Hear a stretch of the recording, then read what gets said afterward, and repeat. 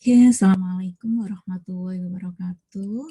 Selamat sore semuanya. Hari ini kita akan membahas materi modifikasi perilaku. Ya, ini adalah materi pertama kita, gitu ya.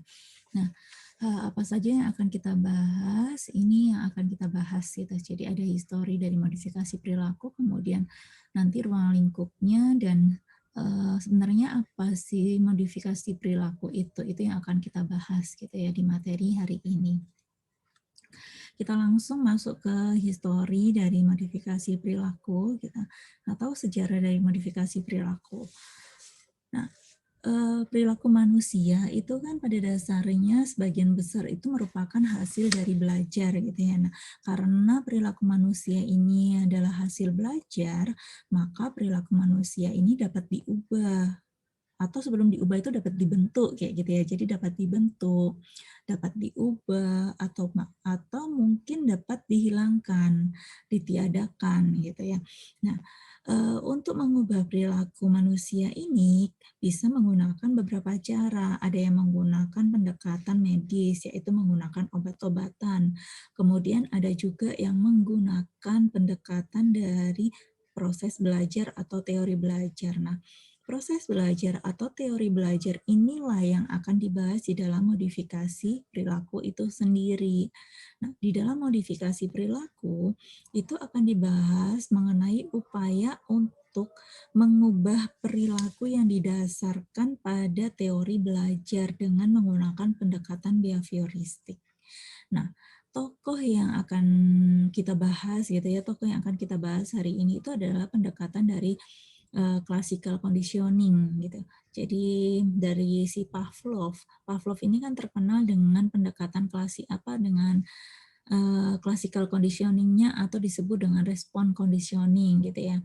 Pavlov melakukan eksperimen dengan menggunakan anjing. Awalnya si anjing itu diberikan makanan, kemudian keluar saliva atau air liur.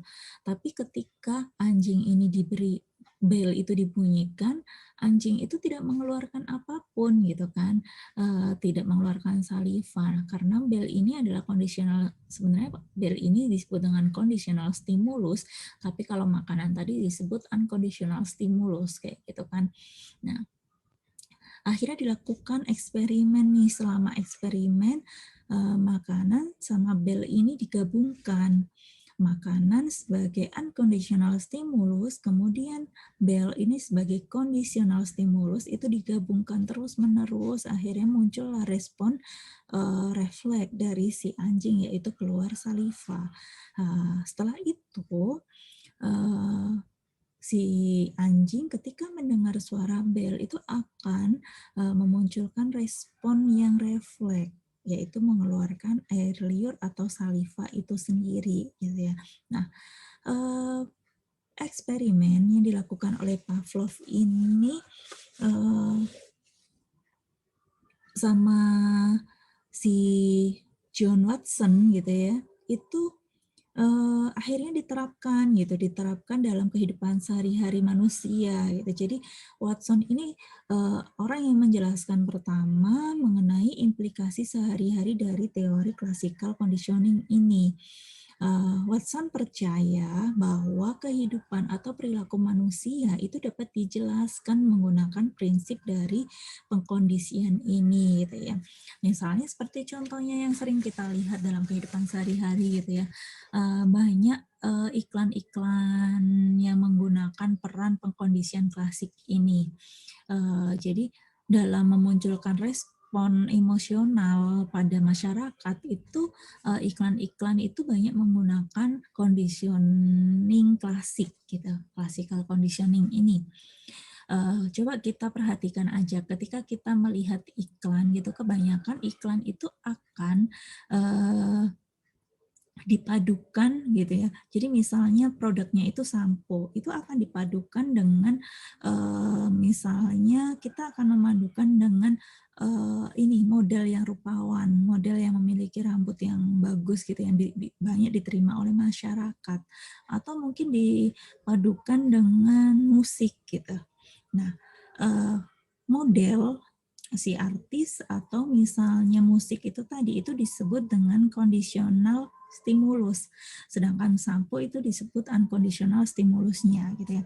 Nah, ketika sampo munculnya iklan ini tadi, iklan sampo ini dibiarkan di dalam iklan itu akan muncul gitu ya, akan serentak, akan dimunculkan juga modelnya gitu ya, sama mungkin ada musiknya juga gitu ya. Nah, itu ketika dia terus-menerus dimunculkan gitu, akan memunculkan sebuah respon emosional dari masyarakat gitu. Nah, si model ataupun musik itu sebagai conditional stimulusnya. Nah, ketika hanya mendengar atau ketika hanya melihat si model ini gitu ya, mendengar musik itu tadi, musik yang digunakan sebagai ikon dari iklan sampo ini, dan ketika kita melihat si artis atau modelnya itu langsung keingetnya siapa? Keingetnya adalah keinget sampo-nya itu gitu ya. Nah, itu di dalam kehidupan sehari-hari kita gitu. Itu bisa dijelaskan menggunakan classical conditioning. Kemudian yang kedua itu ada mohon maaf di sini kita langsung lihati aja ya yang Thorndike ini. Kita akan membahas mengenai Skinner gitu ya. Skinner ini terkenal dengan operant conditioning-nya.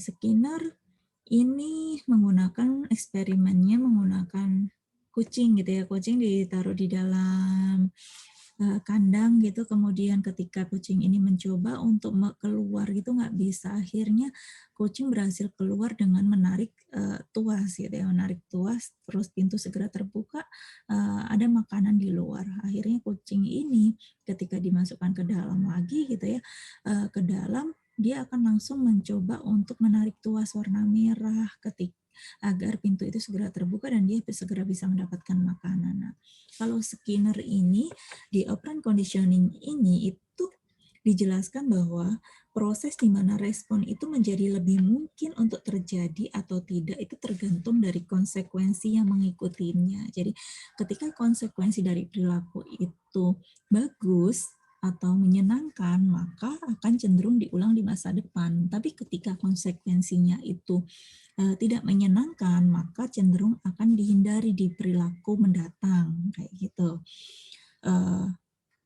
Ini juga bisa dijelaskan dalam kehidupan sehari-hari kita, kayak misalnya gini, ada anak kecil gitu ya, ada anak kecil yang dia itu suka nangis, bukan suka, ada anak kecil yang cenderung sering menangis gitu ya, ketika ingin mendapatkan sesuatu, dia menangis. Kemudian lingkungan itu ternyata memberikan respon, langsung diberikan perhatian, terus apa yang diinginkan si anak itu langsung diturutin. Misalnya nangisnya tadi pengen beli es krim, terus akhirnya diikuti dengan perhatian oleh lingkungannya, yaitu misalnya orang tuanya, terus langsung diberikan es krim gitu ya.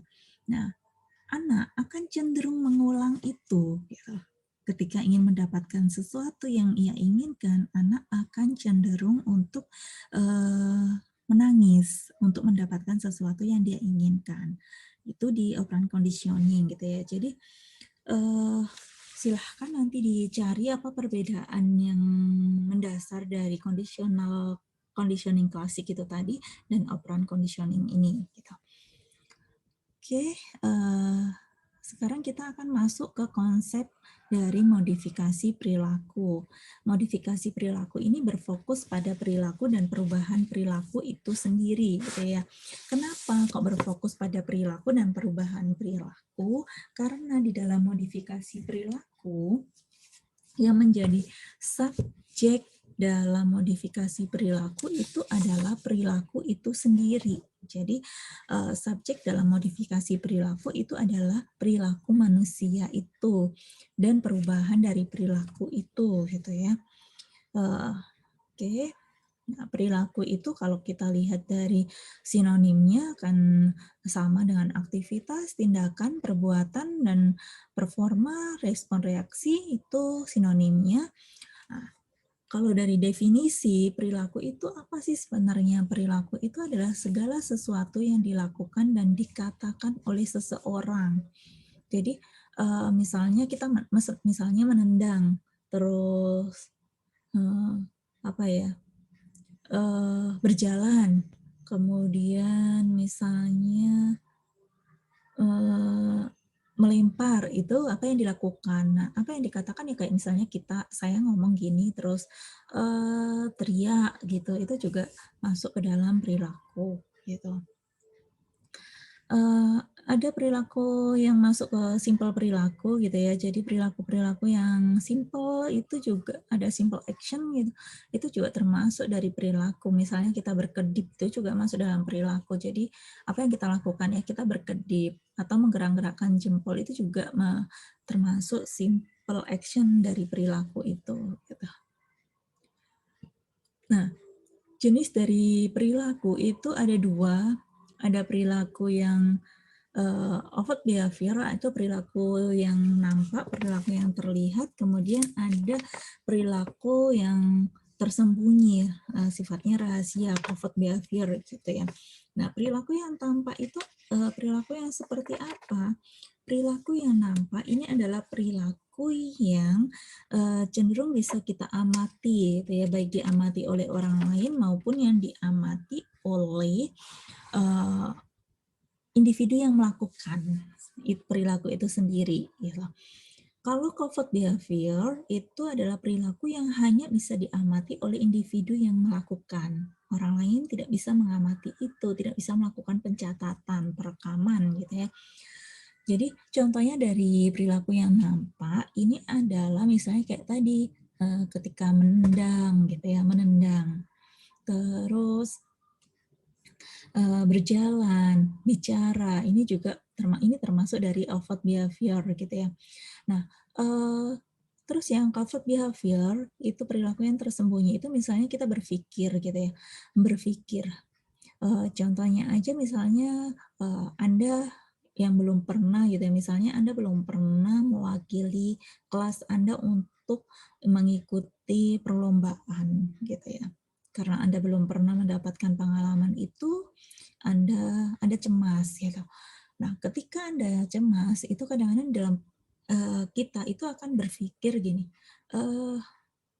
semoga ini berjalan lancar.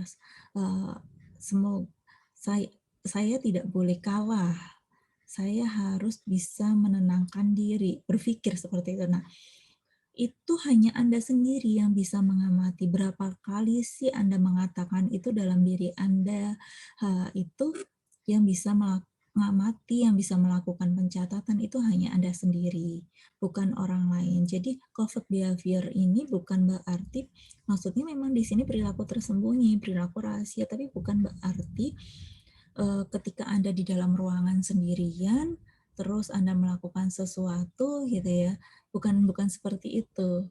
Kayak misalnya kalau di buku gitu yang mungkin yang saya share di Google Drive, itu contohnya kayak misalnya anggap aja kita di kamar mandi nih, kita kan sendirian. Aktivitas kita di dalam kamar mandi itu bukan termasuk covert behavior gitu kan. Tetapi covert behavior itu bisa berkaitan dengan berpikir, terus merasakan kayak gitu ya. Itu covert behavior. Tapi yang namanya covert behavior ini tetap kita bisa melihat ini bagaimana covert behavior ini bisa kita amati gitu ya. Kita bisa melihatnya dari respon-respon yang nampak. Kayak tadi misalnya contohnya orang itu berpikir aku bisa mewakili teman-temanku. Aku harus tenang. Aku pasti misalnya aku pasti menang kayak gitu. Pikiran-pikiran yang demikian itu memang ada di dalam pikiran Anda, tetapi yang namanya pikiran gitu ya, kognitif itu juga bisa mempengaruhi behavior kan. Kognitif bisa mempengaruhi behavior, bisa mempengaruhi emosi gitu ya. Akhirnya dari behavior itu overt respon yang Anda tunjukkan. Jadi ketika Anda berpikir yang demikian, Anda terlihat gugup, itu orang lain akan bisa melihatnya dari overt responnya, gitu ya. Jadi respon yang terlihat. Ketika Anda gugup, pikiran Anda itu sudah berpikir yang macam-macam karena Anda gugup, behavior Anda juga akan memunculkan sebuah respon seperti itu. Nah, itu yang bisa kita amati. Jadi, covert behavior itu bisa diamati dari overt respon yang muncul dari orang itu karena kognitif akan mempengaruhi behavior dan mempengaruhi juga bisa juga mempengaruhi emosi seseorang. Oke. Nah, di sini ada karakteristik dari perilaku. Tadi sudah dijelaskan bahwa modifikasi perilaku itu subjeknya adalah perilaku dari manusia itu sendiri, gitu ya. Fokus dari modifikasi perilaku adalah perilaku dan perubahan perilaku. Jadi kita perlu memahami apa sih sebenarnya perilaku. Perilaku tadi adalah sesuatu yang dilakukan ataupun dikatakan, ya. Nah, jadi di sini kalau misalnya Anda mau mengatakan bahwa seseorang si A itu perilakunya mudah marah, si A itu marah gitu, si A marah misalnya gitu, itu belum masuk ke perilaku. Jadi perilaku itu adalah sesuatu yang dilakukan ataupun dikatakan. Ketika Anda mengatakan si A marah, itu bukan perilaku, tapi Anda memberikan sebuah label. Marah itu adalah sifat gitu ya. Jadi Anda harus menerjemahkan, harus mendeskripsikan dan mengidentifikasi perilaku dari marah itu. Apa yang dilakukan si A ketika marah gitu. Jadi marah ini bisa dikatakan adalah sifatnya, bukan sebuah perilakunya gitu ya. Nah, ketika Anda mengamati si A itu berteriak pada lawan bicaranya, terus melempar benda yang ada yang dia pegang, kemudian dia membanting pintu. Nah, itu adalah perilakunya. Jadi perilaku berteriak pada lawan bicaranya dan melempar sesuatu kemudian menutup pintu dengan keras itu adalah perilakunya. Marah ini adalah sifatnya. Sama seperti ketika kita mengatakan misalnya perilakunya bagaimana, misalnya perilakunya ini lagi diet gitu ya, lagi diet itu bukan perilaku, diet ini bukan perilaku. Nah, dietnya ini misalnya lagi diet, menurunkan berat badan misalnya 15 kg, itu bukan perilaku. Jadi menurunkan berat badan ini adalah hasil dari perilaku. Perilakunya apa? Misalnya perilakunya untuk menjaga atau untuk mendapatkan hasil bisa menurunkan berat badan 15 kg, itu perilakunya si A itu mengatur pola makannya dengan mengatur makannya, tidak mau makanan yang mengandung minyak, nggak mau yang goreng-gorengan. Kemudian setiap hari harus jalan gitu ya. Nah, itu adalah perilakunya. Semoga bisa dipahami ya di karakteristik yang pertama ini. Kemudian yang kedua, perilaku itu memiliki dimensi, satu atau lebih dimensi, termasuk misalnya ada frekuensi, durasi, dan intensitas, ada juga latensi. Nah, oke, kita akan membahas mengenai dimensi dari perilaku itu. Perilaku ini mempunyai satu atau lebih dimensi, frekuensi, durasi, intensitas. Frekuensi ini merujuk pada jumlah tindakan yang muncul pada periode waktu tertentu. Misalnya nih, contohnya, periode waktu tertentunya itu selama 1 jam, itu periode waktu tertentu.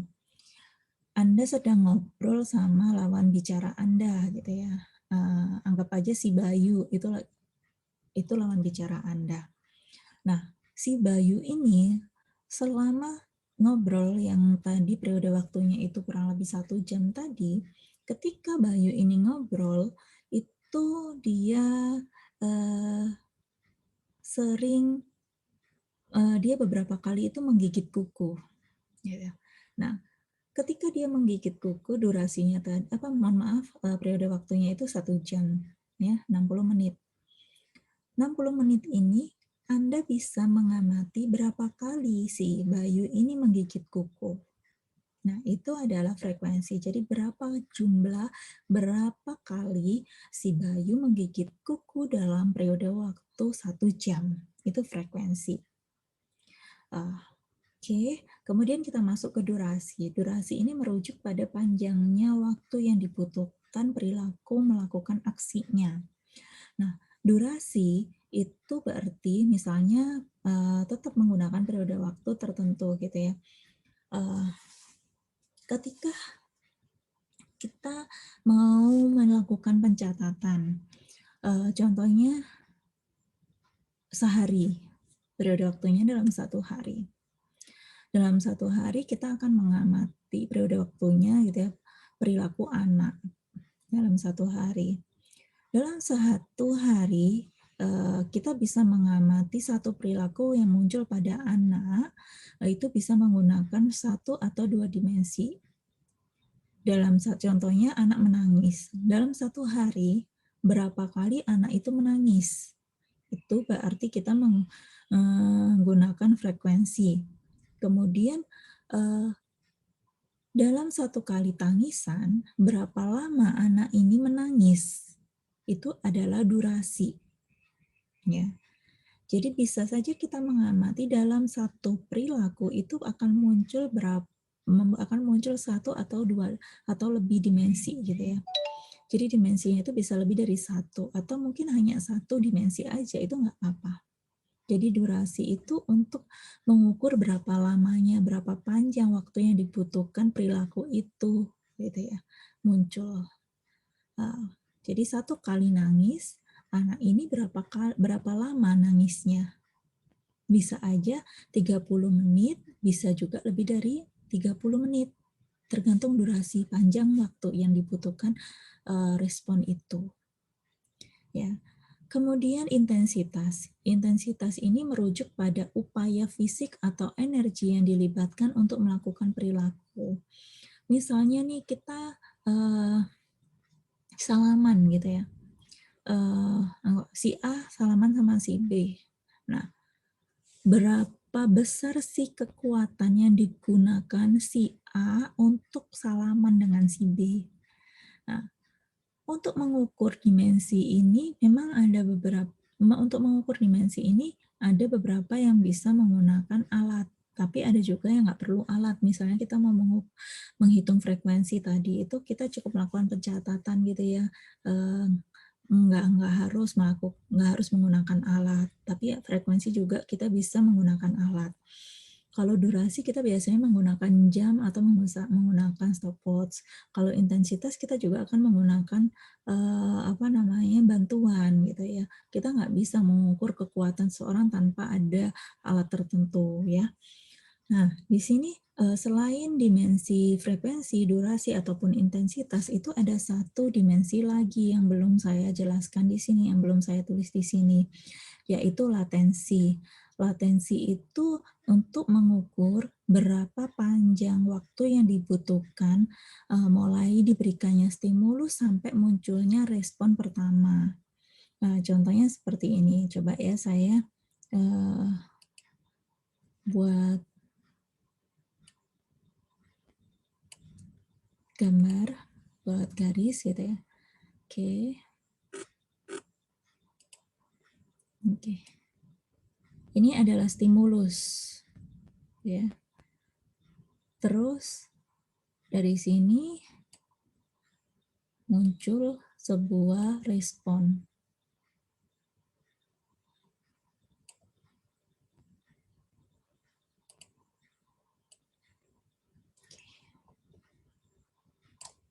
Bisa terlihat ya, semoga bisa terlihat.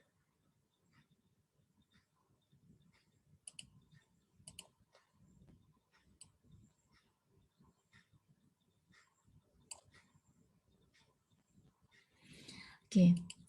Nah, misalnya saya mau memberikan contoh terkait dengan latensi tadi. Latensi itu berapa lama, berapa panjang waktu yang dibutuhkan ketika stimulus itu diberikan sampai munculnya respon pertama. Contohnya gini, ketika saya minta tolong atau misalnya saya manggil anak saya gitu ya, Kak, bisa tolongin ambil air minum. Nah, misalnya contohnya, Kak, tolong bisa diambilin air minum. Nah, ini adalah stimulusnya. Kak, tolong ya ambilin air minum. Ini di sini stimulusnya. Terus langsung ada respon. Respon dari anak saya. Oh, iya, Ma. Responnya di sini. Respon awal muncul. Latensi itu ada di sini. Latensi itu di sini nih. Ini adalah latensi. Stimulus diberikan sampai munculnya respon pertama. Berapa lama munculnya antara stimulus sampai ke respon awal ini, berapa panjang waktu yang dibutuhkan? Apakah 3 menit, apakah 3 detik, atau berapa? Ini adalah latensi. Bedanya latensi dengan durasi, latensi itu adalah ketika stimulus diberikan terus sampai munculnya respon pertama. Itu membutuhkan berapa lama. Tapi kalau durasi itu mulai munculnya respon sampai berakhirnya respon. Jadi di sini ini adalah durasi, ya. Oke, semoga bisa dipahami ya. Oke, kita lanjut ke berikutnya.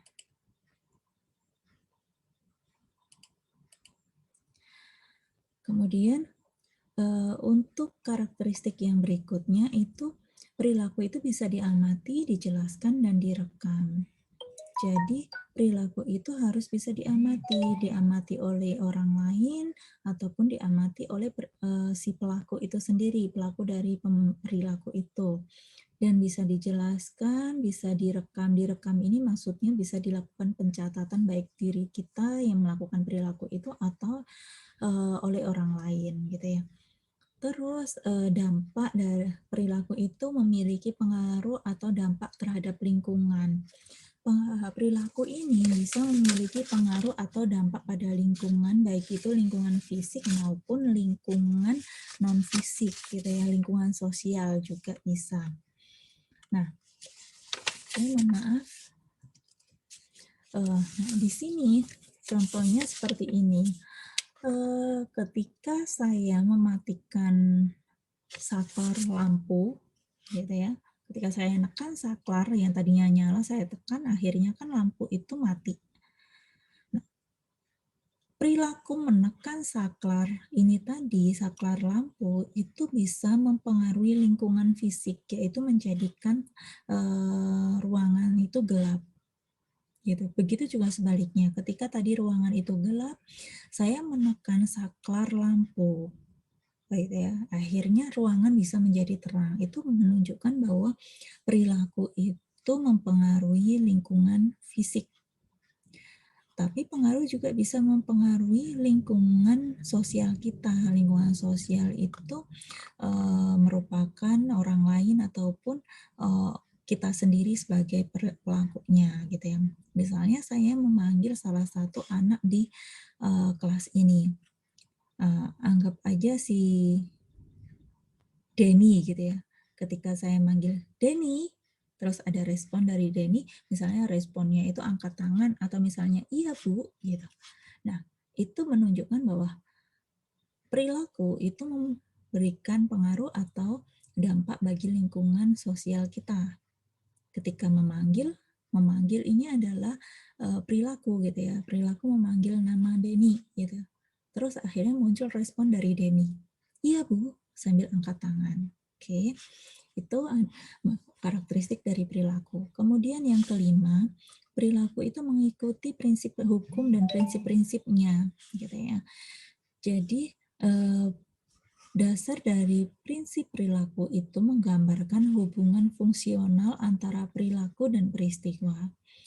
Prinsip dasar dari perilaku itu menjelaskan kinerja dari perilaku itu sendiri. Nah, ini berguna untuk proses modifikasi perilaku nanti gitu ya. Karena perilaku itu memiliki prinsip dasar yang itu bisa menjelaskan kinerja dari perilaku itu sehingga dapat digunakan bahan untuk penafsiran selama prosedur modifikasi perilaku. Nah, contohnya gini. Jadi gini, di dalam poin yang kelima ini, ketika kita memahami penyebab dari peristiwa perilaku itu, kenapa perilaku ini muncul, kenapa perilaku ini tetap bertahan, itu kita akan mudah melakukan sebuah proses modifikasi perilaku, kayak gitu ya. Contohnya misalnya seperti ini saya ngambil dari e-book gitu ya, di buku ini, di gambar ini itu dijelaskan gitu ya, di grafik ini dijelaskan ketika anak yang memiliki atau yang memunculkan disruptive behavior itu akan cenderung naik, jadi perilaku mengganggunya itu akan cenderung naik ketika dia tidak mendapatkan perhatian dari guru di kelas.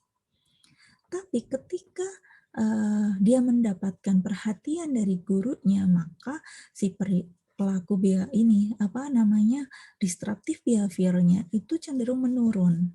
Nah, artinya di sini perilaku itu mengikuti prinsip-prinsipnya. Prinsipnya ketika dia mendapatkan perhatian, dia akan cenderung naik.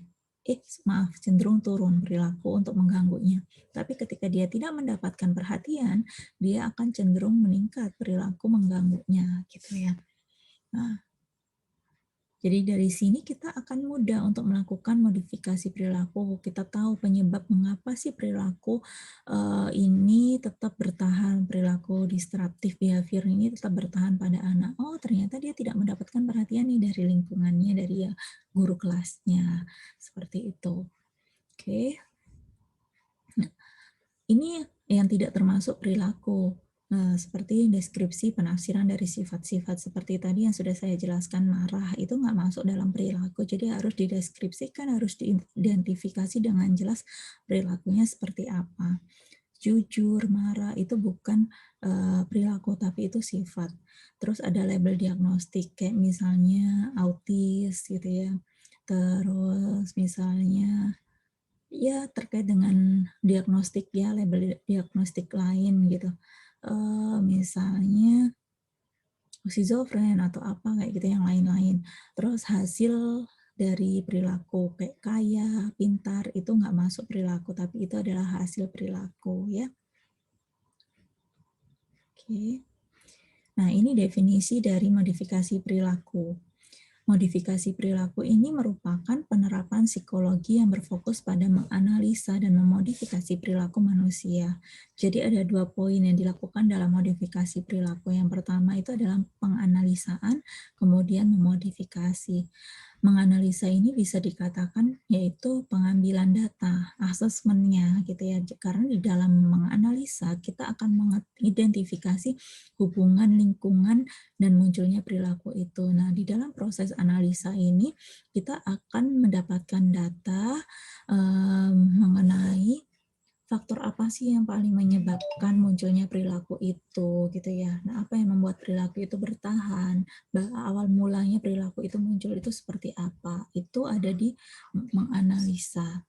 Kemudian dari hasil menganalisa kita akan lebih mudah gitu ya, karena data-data yang kita dapatkan itu sudah banyak misalnya seperti itu, maka akan lebih mudah kita melakukan modifikasi perilaku. Kita akan lebih mudah mengembangkan, menerapkan teknik apa yang cocok, prosedur apa yang cocok untuk mengatasi perilaku tersebut. Misalnya mau meningkatkan atau mau mengurangi perilaku itu, kita sudah tahu bagaimana sih apa yang menyebabkan gitu, sehingga kita bisa lebih mudah menerapkan teknik-teknik tertentu. Itu dimodifikasi perilaku. Nah, ada 2 jenis perilaku yang dapat kita modif gitu ya. Jadi ada jenis perilaku yang dapat dimodifikasi. Ada 2 jenis perilaku, yaitu perilaku behavior excess, perilaku yang berlebih, dan perilaku yang kurang. Perilaku yang berlebih itu seperti apa? Kita bahas. Jadi perilaku berlebih itu misalnya yaitu target perilaku yang negatif atau tidak layak yang ingin dikurangi frekuensi, durasi, dan intensitasnya. Itu adalah perilaku berlebih. Contohnya adalah perilaku merokok. Nah, misalnya kita dapat data gitu ya, ada si A gitu ya, dalam sehari itu bisa menghabiskan 2 bungkus rokok gitu. Bukan 2 batang gitu ya, tapi 2 bungkus rokok. Nah itu sudah cukup banyak gitu ya, sangat banyak. Akhirnya itu perlu kita kurangi. Misalnya ada yang di rumah gitu ya, di rumah dia ketika nonton TV suka ganti-ganti channel TV. Nah itu juga bisa kita kurangi. Itu masuk ke dalam perilaku berlebih. Akhirnya ingin kita kurangi frekuensi, durasi, intensitasnya, atau latensinya, seperti itu. Misalnya kita dapat, oke saya kira cukup ya untuk contoh perilaku berlebih. Kemudian ini adalah perilaku yang kurang. Perilaku yang kurang itu adalah target perilaku yang positif, yang layak, yang ingin ditingkatkan frekuensi, durasi, dan intensitasnya.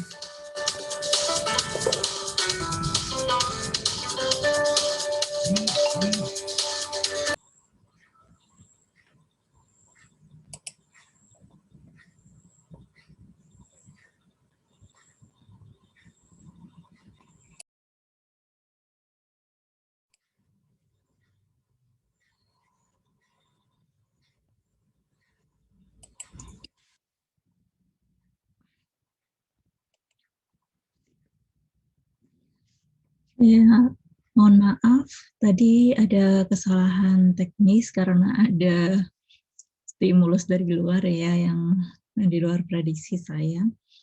Sekarang saya mau lanjutkan terkait dengan jenis perilaku yang bisa kita modifikasi. Yang kedua itu adalah perilaku yang kurang.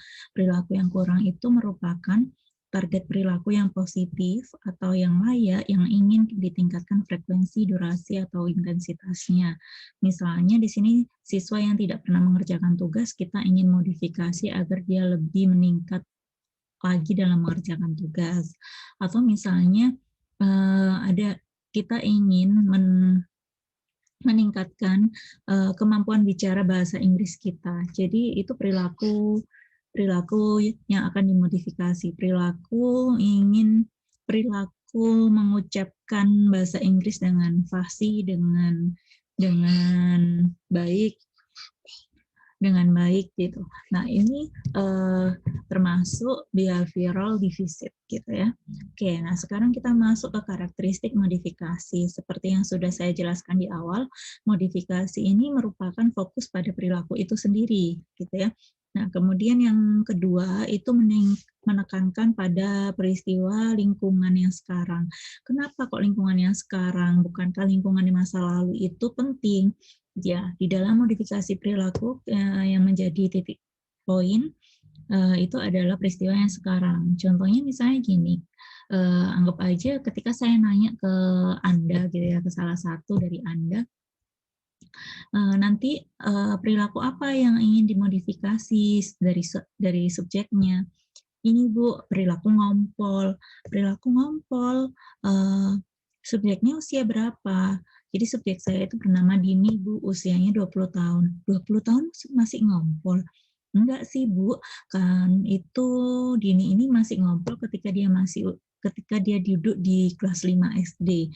Nah, bagaimana cara kita mau modifikasi perilaku ngompol tersebut? Padahal perilaku ngompol ini itu sudah sekian tahun yang lalu gitu ya. Sekarang Dini ini ada di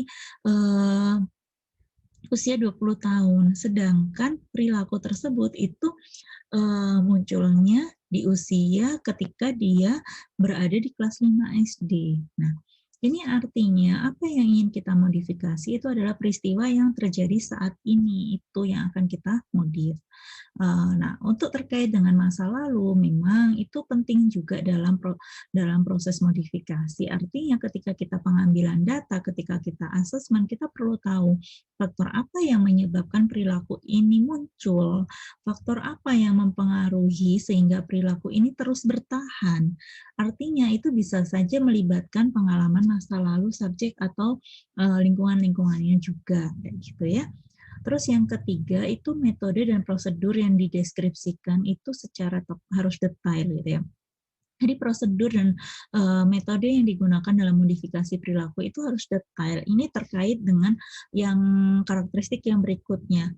Penanganan dari modifikasi perilaku ini bisa dilakukan oleh orang-orang yang ada di sekitar subjek gitu ya. Jadi kenapa harus dibuat detail? Contohnya gini, ketika kita mau melakukan modifikasi perilaku, itu belum tentu dilakukan oleh si terapis atau pemodif itu saja. Tetapi kita bisa melibatkan orang-orang yang ada di sekitar subjek. Contohnya gini, misalnya kita mau ngambil mau memodifikasi perilaku anak SD yang suka ngomong kasar ketika dia di sekolah. Ngomong kasarnya ini lebih cenderung omongan-omongan bahasa binatang itu muncul gitu ya pada anak usia SD ini. Nah, si guru datang kepada terapis atau kepada pemodif gitu. Ini Bu, saya mau modifikasi perilaku anak ini gitu karena dia sering ngomong kasar, dia sering ngomong yang bahasa binatang itu di kelas itu sering muncul gitu ya. Nah, di sini pemodif atau terapis belum tentu bisa mengikuti keseharian subjek untuk menerapkan teknik modifikasi perilaku yang akan dilakukan.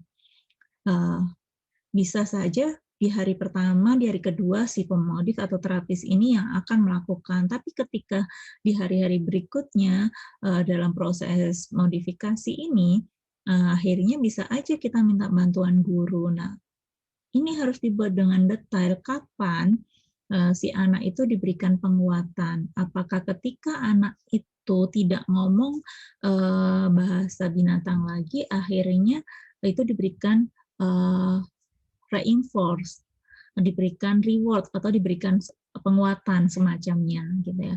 Terus ketika si subjek ini akhirnya ngomong bahasa binatang lagi, apa yang harus dilakukan?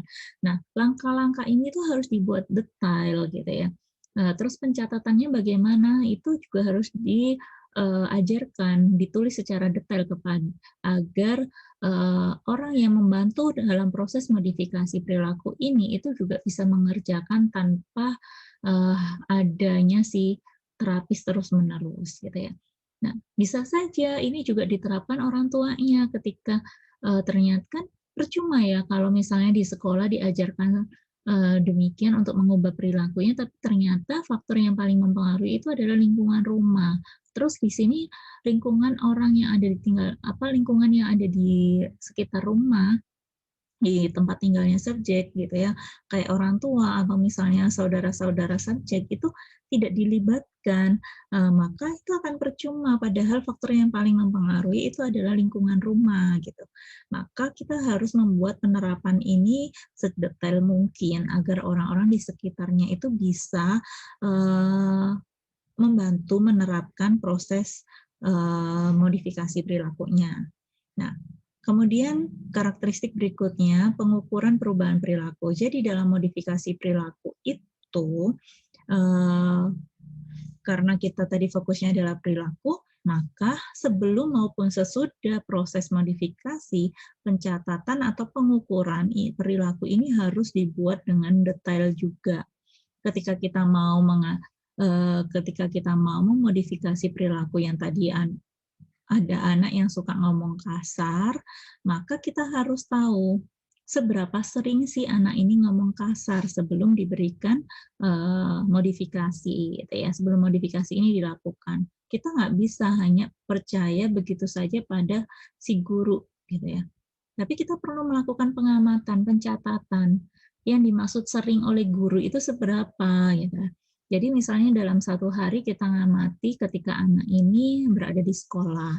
Nah, misalnya 4 jam lah ya, ketika di sekolah anak ini berapa kali sih ngomong kasar, ngomong bahasa binatang ini. Misalnya ternyata 1 jam kita dapatkan frekuensi dimensi yang akan kita catat itu adalah frekuensi.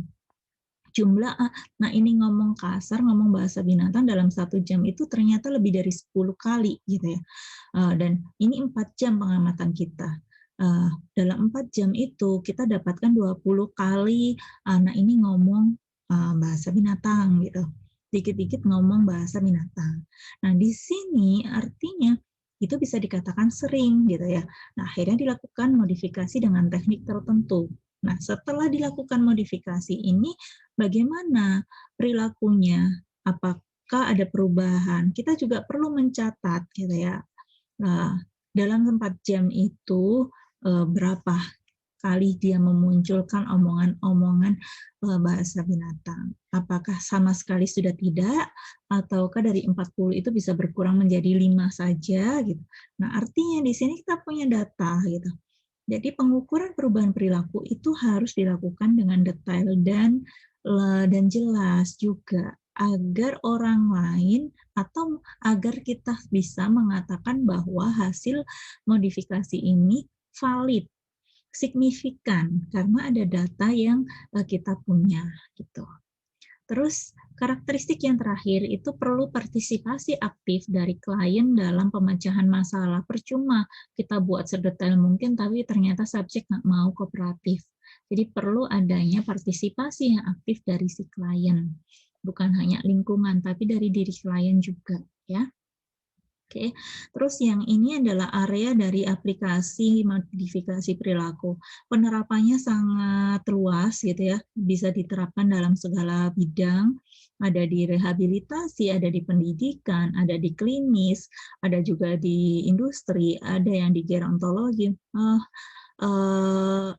Cukup banyak bidang yang bisa kita terapkan modifikasi ini gitu ya. Saya kira Anda nanti bisa mempelajari penerapan-penerapan modifikasi perilaku ini melalui jurnal-jurnal penelitian ya. Oke, saya kira cukup. Ini yang bisa saya sampaikan. Sekali lagi mohon maaf atas ketidaknyamanannya karena tadi ada kendala secara teknis gitu ya. Dan kalau misalnya nanti ada pertanyaan bisa kita lanjutkan di sesi diskusi ya. Oke, terima kasih. Saya akhiri. Assalamualaikum warahmatullahi wabarakatuh.